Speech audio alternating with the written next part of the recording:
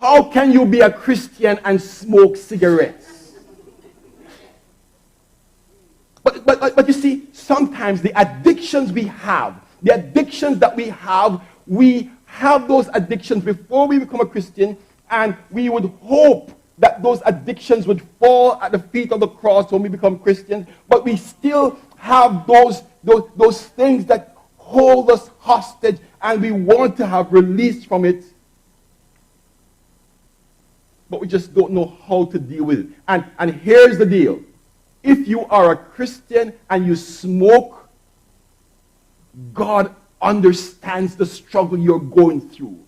And he wants to restore you to himself.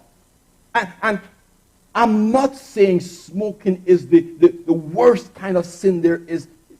What I'm saying is, if you are addicted to something and you want to stop and you can't stop, God understands the struggle you're having. And then, going back to the sexual struggles, there is pornography.